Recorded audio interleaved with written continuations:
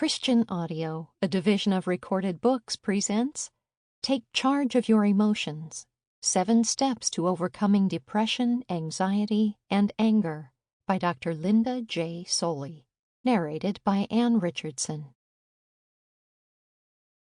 Introduction. Many people believe their genetics or brain chemistry doom them to a life of emotional pain. Moods descend on them like a dark cloud, and they are stuck with the miserable feelings until a wind stirs up to blow the gloom away. Thinking they are helpless, they passively suffer and simply live with the misery, or solely look to medication for relief. In Take Charge of Your Emotions, I will demonstrate another way. Medication is a popular remedy for soothing emotional pain. Antidepressants are some of the most commonly prescribed drugs in America. Yet, taking medication as the only response to distress does not help sufferers develop competence in overcoming uncomfortable moods. And it's true that all people, at times, whether or not on antidepressants, face emotional challenges. Everyone can benefit from discovering or improving on how to take charge of their emotions. I aim to demonstrate how to do just this by capitalizing on 3 types of relationships: relationship between thoughts, feelings, and behaviors, relationship with Jesus Christ, relationships with people. As we focus on managing emotions, I will use the terms emotional health and mental health interchangeably to refer to a state of emotional well-being involving relief from painful moods like depression, anxiety, and anger. Further, although this book teaches skills to overcome painful feelings, it does not argue against antidepressant or anti-anxiety medications. Nor does it endorse ignoring your physician's advice if such treatment has been prescribed for you. Take Charge of Your Emotions is divided into 4 parts that build on one another. Parts 1, 2, and 3 examine how to capitalize on a particular type of relationship in order to find relief. Part 4 puts the first 3 together. Part 1. Empowered Through Thoughts and Behaviors. Thoughts, feelings, and behaviors are physiologically connected. For instance, how we interpret life strongly affects how we feel, and our actions also regulate our emotions. Though many people fear having a faulty brain that consigns them to a life of depression or anxiety, scientists have discovered that our thoughts and behaviors influence brain chemistry and genetic expression, even impacting whether new cells develop and others die. Taking charge of thoughts and actions changes brain functioning, empowering us to improve our mental health. For nearly 30 years, I have been helping clients take control of their thoughts and behaviors. The method I developed enables people to identify the problem thinking that creates painful feelings and undesirable conduct, and then turn it around. You can apply the 7 steps to changing feelings and behavior toward overcoming a single distressing mood, or you can practice this skill daily for a month or more to relieve intense and long-standing emotional pain. The 7 steps involve writing, requiring time and effort. Effort itself is essential to rewiring our brains, according to the internationally renowned neuropsychologist John Arden. Over time, new thoughts and behaviors become automatic. Writing also facilitates analysis of problem thinking to a level of detail beyond what we typically can do in our heads. The more detail, the more effective the technique. In addition, writing activates a different part of the brain than thinking, further increasing the potential impact on the mind. Investing time and energy to change our thinking offers emotional rewards. Capitalizing on the relationship between thoughts, feelings, and behaviors includes taking charge not only of our thinking, but also of our actions. What we do affects what we feel, so changing problem behaviors offers another path to emotional relief. Helping to build a house with Habitat for Humanity, for example, is likely to provide more satisfaction and joy than sitting home alone day after day watching TV. The 7 steps are a psychological tool that appears throughout the rest of the book. If you prefer to postpone learning this more technical skill, you could skip Chapter 2 for now and jump ahead to Part 2, which explores the impact of choosing a particular guide for our thoughts and behaviors. Part 2. Empowered through Jesus Christ. Who shapes your worldview? What guides your thinking as you encounter life each day? Selecting a guide for thinking and living is a very individual decision. It's up to every single person to decide. The Christian faith asserts that God exists, that He created the universe, and that He came to earth in the person of Jesus, in part to offer Himself as guide to everyone. Take Charge of Your Emotions accepts these claims as truth, and Part 2 explores how a relationship with Christ provides a solid foundation for emotional health. It enhances well-being by delivering comfort and confidence that penetrate and permeate the soul, guidance on avoiding traps that lead to misery, and hope in the face of life's many challenges. Part 3. Empowered through People. Humans are social beings who suffer emotionally when alienated from self or others. We can enhance our mental health by improving relationships with people, starting with the self. Strong relationships with others are high priorities for many, but how intentional are you about building a satisfying relationship with yourself?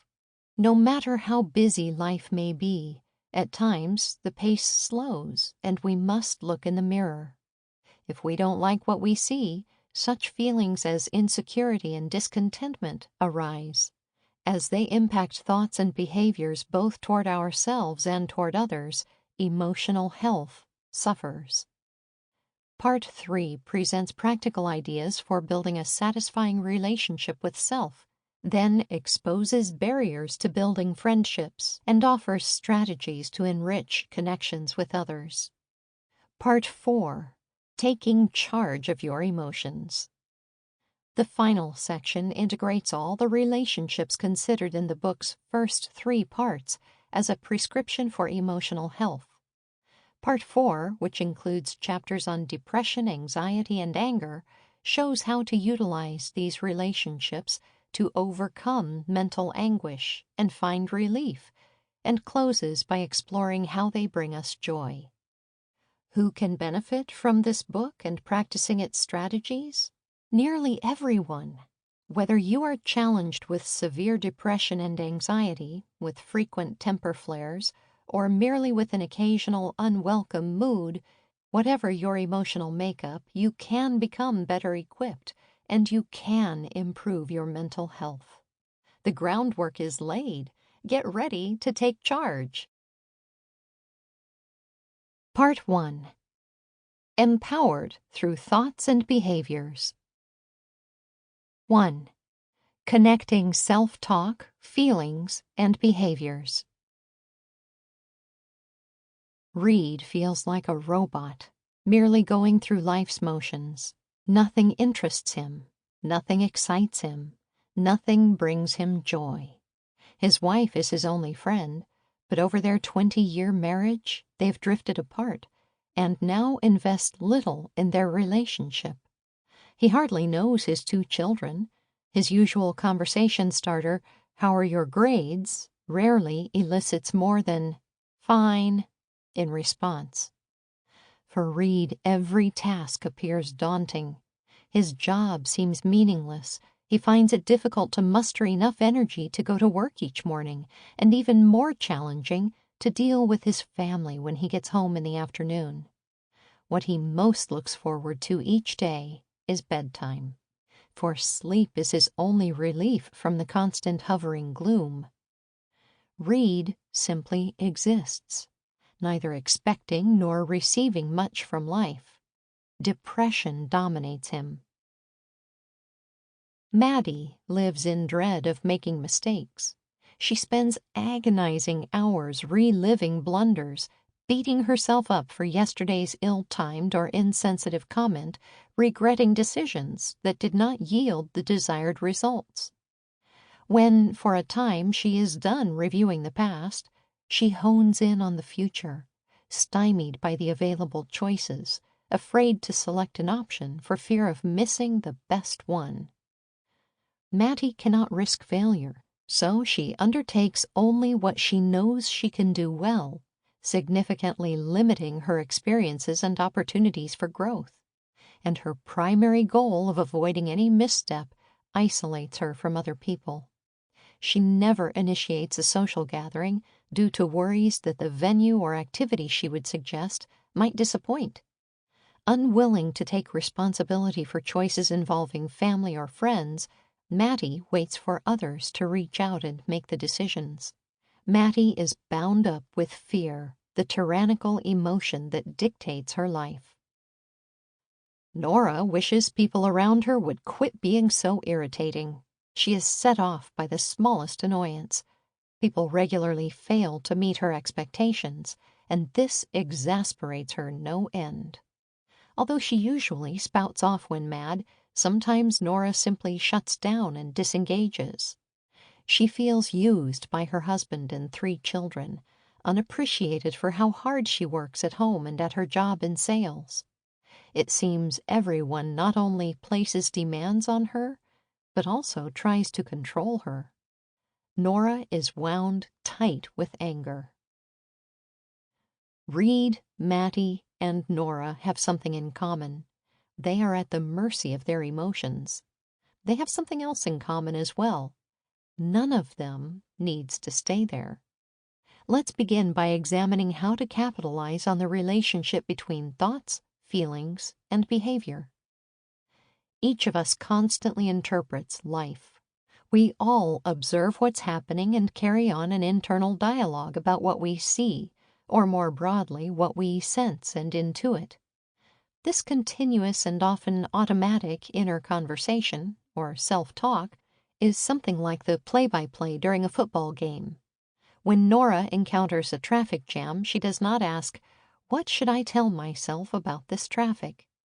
but rather, in her case, says or thinks, "I don't have time for this," or "I'm sick to death of gridlock." Through the years, Nora has developed habitual ways of interpreting situations. She seldom pays attention to her self-talk. She simply lives her life. But whether or not she tunes in to her auto-interpretations, what she tells herself about life around her creates her feelings and behaviors, if the self-talk is believable. The problem with positive thinking.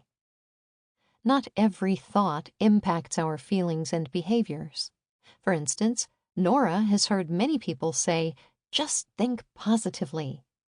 However, when she has an appointment with a client in 5 minutes, yet is 10 miles away and crawling along, wishfully but untruthfully saying, "I'm sure I'll make it on time," is useless. She knows it's impossible to travel 10 miles in 5 minutes when the traffic is standing still.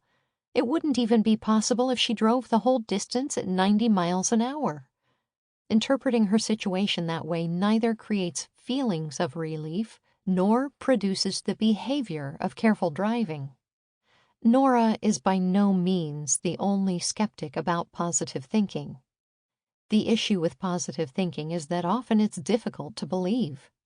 When Craig sits for his final physics exam, merely telling himself, "I know I'll get an A," will not boost his confidence if up to this point he has done C work, for no evidence supports his contention.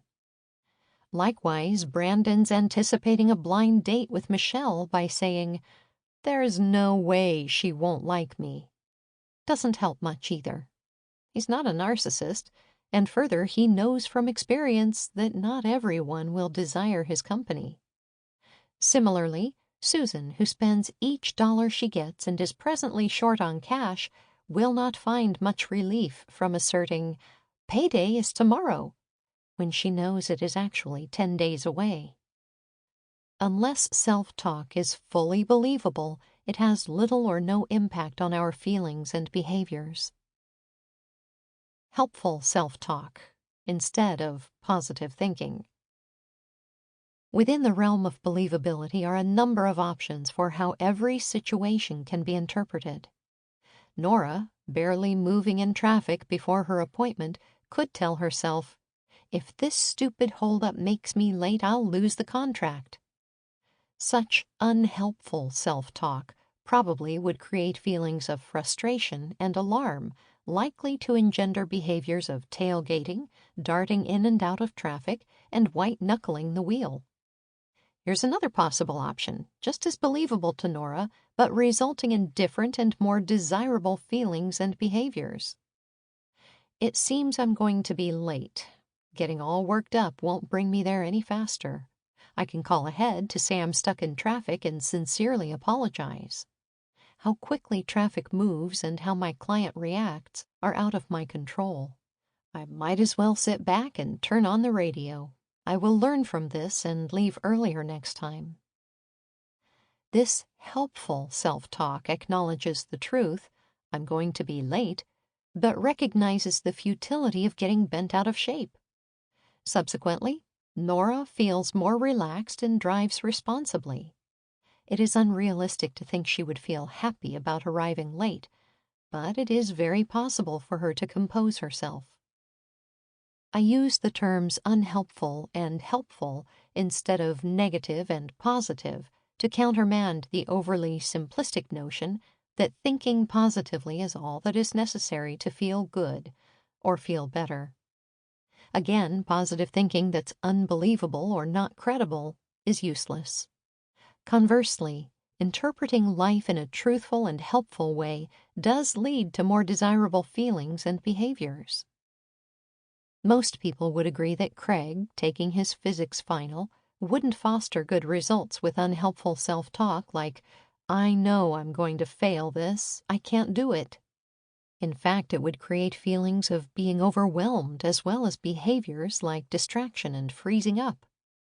My point is that thinking and speaking with unrealistic positivity won't produce confidence or improve his focus either. This is also useless.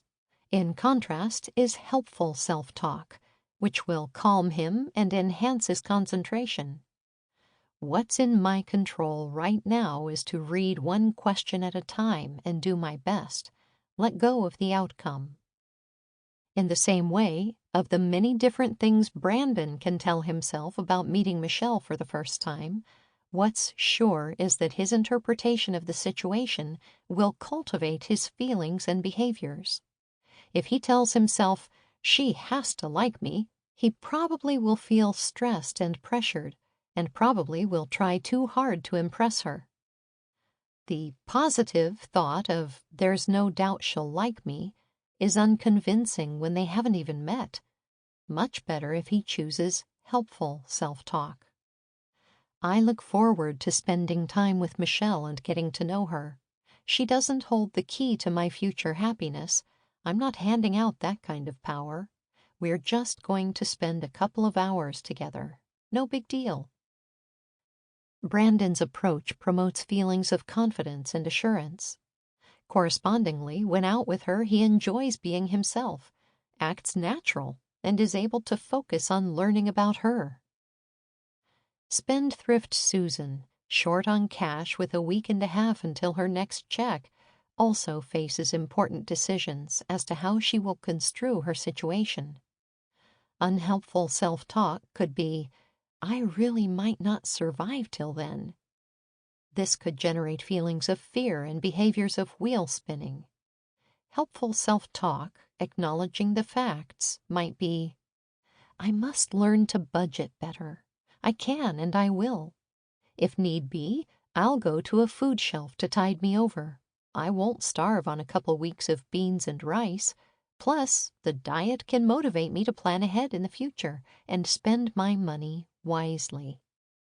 This should spawn feelings of resolve and determination, and behaviors of making a plan, writing a budget, and perhaps going to the food shelf. The power of feelings. We have heard examples of how self-talk impacts feelings and behaviors. In addition, our feelings also shape our self-talk and our behaviors. Each of these three factors powerfully affects the other two. Again, everyone develops automatic ways of interpreting life. However, when people are struggling with a particular emotional challenge, their self-talk often is colored by their mood and becomes a habitual reflection of painful feelings. For example, depressed people fall into the rut of interpreting life negatively. Reed, recently passed over for a promotion, said, "No surprise they chose someone else. I'm not good at anything." When considering his situation, he regularly tells himself, "Every day it's the same old routine. Life is so boring." And he sees no relief on the horizon, frequently lamenting, "I'll never feel better." Cognitive psychiatrist Aaron Beck identified what he calls the cognitive triad of depression, three beliefs that depressed people tend to hold. They have a negative view of themselves, a negative view of life around them, and a negative view of the future. In other words, they are down on themselves, they feel that little, if anything, brings them joy, and they don't believe things will improve. Having developed the habit of interpreting life pessimistically, they see themselves as inadequate, life as dull or meaningless, and the future as hopeless. Themes of danger dominate the self-talk of anxious people, according to Beck, who noted that when interpreting life, they maximize the likelihood of harm and minimize their ability to cope. They tell themselves that terrible things are going to happen and that they will fall apart when the horrible events confront them. For instance, in response to her daughter wanting to play soccer, Mattie tells herself, "She's going to get hurt. She'll end up with a head injury from which she'll never recover." Mattie also has intended for years to replace her tattered living room furniture, but she will not decide which couch and chairs to buy. "They won't look right in our home, and we'll be stuck with this major purchase forever." Needing to fly cross-country to attend a conference for work, she insists, "I cannot handle flying. We might hit turbulence. The plane could crash." Having worked with angry people for years, I've observed that among their ways of interpreting life, the theme of angry self-talk is, "It's not fair." They tend to focus their thinking on how they're getting a raw deal, and the feelings that most often result are victimization and resentment. Nora's sister has a bigger, more expensive house than she does, and she constantly thinks, "Why should she have more?" When she got a ticket for driving 20 miles over the speed limit, she told herself, "I haven't been pulled over in more than 10 years. I deserve a warning first." After she wasn't awarded a bonus this year, despite working hard for her economically challenged company, she ruminated, "It's wrong that they demand so much from me but don't compensate my efforts."